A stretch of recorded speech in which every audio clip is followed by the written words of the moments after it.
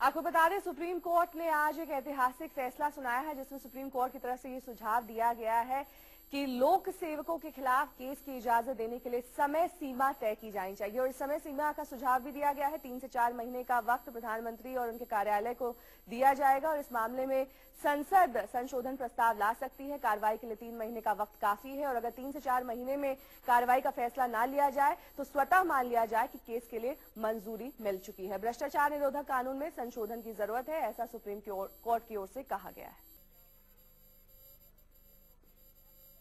अनुमति लेने की आवश्यकता थी section 19 of the prevention corruption act के अनुसार, और ये कई समय, बहुत लंबा समय होता था उसके लिए।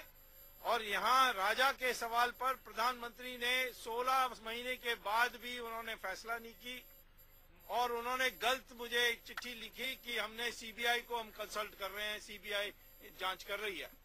जब सैंक्शन में किसी और को देखना नहीं है, कुछ और नहीं देखना है, सिर्फ जो सामग्री मैंने या आधार मैंने पेश किए उसी पर उनको फैसला करना चाहिए था। तो कोर्ट ने कहा है कि अब ये जो विलंब होता है इसको बर्दाश्त नहीं की जाएगी और 3 महीने के अंदर सैंक्शन के एप्लीकेशन पर निर्णय होना चाहिए।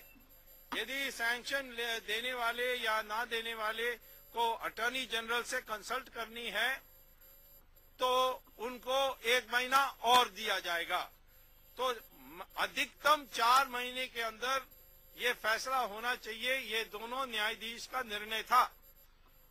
जस्टिस गांगुली ने कहा कि हमारे दोनों का निर्णय के अतिरिक्त मैं टिप्पणी 3 बातों पर करने चाहता हूं। एक है कि जहां तक 4 महीने के सवाल है, पार्लियामेंट को, संसद को संशोधन लानी चाहिए कि यदि 4 महीने, अधिकतम 4 महीने के बाद भी कोई निर्णय नहीं होता है तो ये माना जाएगा कि सैंक्शन दिया गया है।